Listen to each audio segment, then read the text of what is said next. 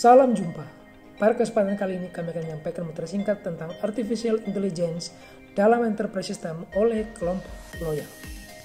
Kelompok loyal terdiri dari 1. Impra, kedua Ibu Yunika Imbenai, ketiga Ibu Ken Artika Ningrum, keempat Bapak Carolus M. Sen, kelima Ibu Elizabeth Ndiken, keenam Ibu Vijanti Kandai, ketujuh Ibu Maria Rahayu, dan kedelapan Ibu Elke Kondi.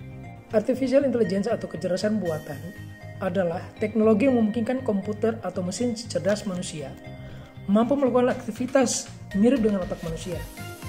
Dalam skenario saat ini, kemajuan teknologi AI digunakan hampir di setiap aspek kehidupan, termasuk pada digital marketing, yaitu untuk mempermudah bisnis dan bisa menjaga konsumen pada waktu yang cepat dan tepat. Secara umum, sejarah perkembangan AI dapat dilihat dari diagram roadmap berikut ini. Sejarah dimulai dari penemuan komputer di tahun 1842 dan ternyata hampir 100 tahun setelah itu baru dimunculkan gagasan tentang kecerdasan buatan. Perkembangan AI mengalami masa timbul dan tenggelam karena dinamisnya ilmu yang dilingkupinya. Kalau dilihat dari sejarah perkembangannya, AI mengalami 3 kali masa ledakan dan 3 kali masa tenggelam. Booming atau ledakan pertama pada era tahun 1950 sampai 1960. Kemudian tenggelam selama hampir 20 tahun, booming lagi pada era kedua yaitu pada tahun 1980 sampai 1990. Tenggelam lagi selama hampir 20 tahun. Kemudian saat ini booming ketiga yang dimulai dari tahun 2010 sampai dengan sekarang. Booming ketiga ini dipicu oleh munculnya hardware dengan performa tinggi dan banyaknya perusahaan yang memanfaatkan AI dalam proses pelayanannya. Pada video ini, kami akan menjelaskan bagaimana peran Artificial Intelligence dalam mendukung sistem perusahaan atau Enterprise System. Selanjutnya, terkait sistem perusahaan atau Enterprise System. Enterprise System merupakan sebuah sistem dari manusia, peralatan, material data, kebijakan, dan prosedur yang muncul untuk menyediakan sebuah produk atau pelayanan dengan tujuan mendapatkan keuntungan. Sumber Wikipedia. Tujuan dari Enterprise System yaitu mewujudkan efisiensi dalam sebuah perusahaan di mana untuk menekan biaya operasional perusahaan yang bersifat pasif. Selain itu, tujuan Enterprise System adalah juga untuk menciptakan efektivitas dalam perusahaan yang menghabiskan banyak waktu dan tenaga. Manfaat AI dalam enterprise system yang pertama meningkatkan efisiensi.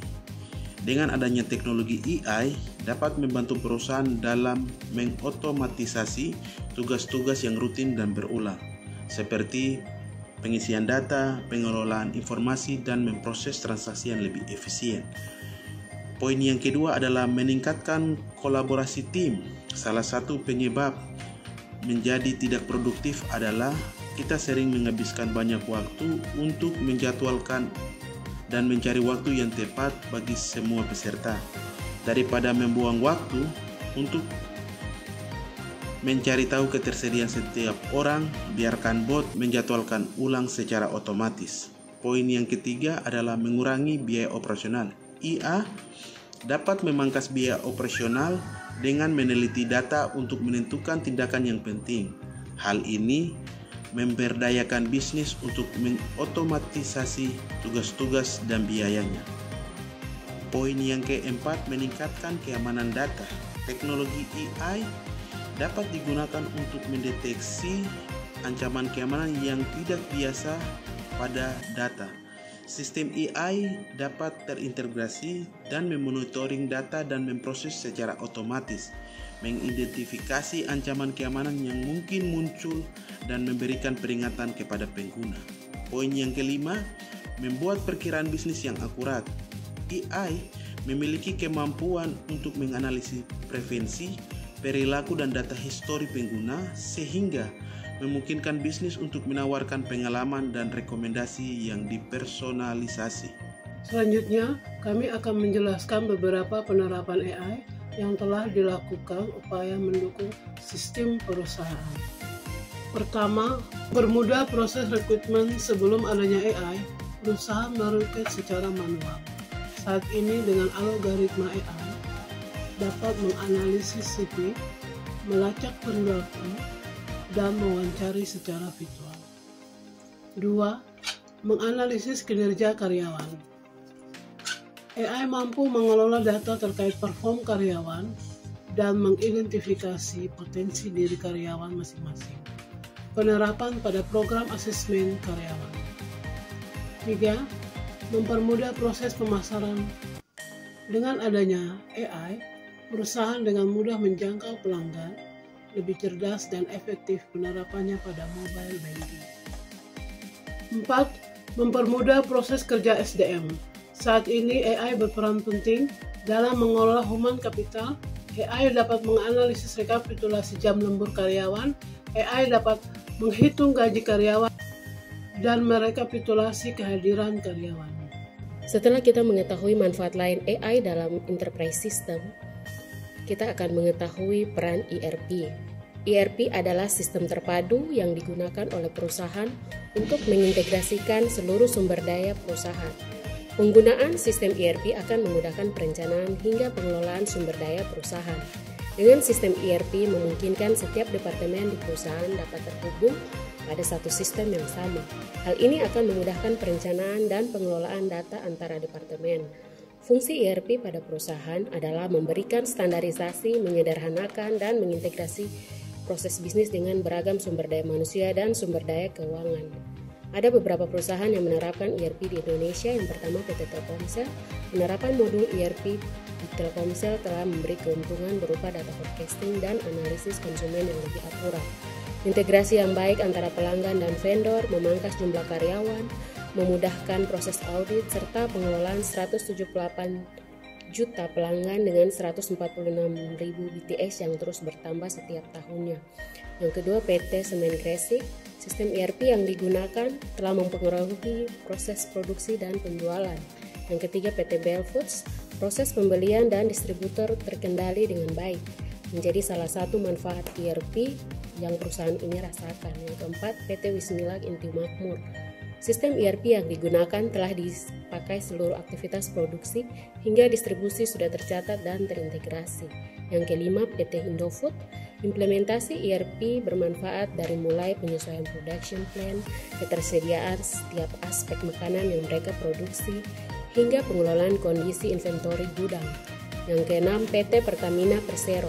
Manfaat implementasi ERP di PT Pertamina Persero adalah keselarasan bisnis proses, people and IT, pengembangan sistem, pemanfaatan project management, dan kesesuaian company direction dengan is direction.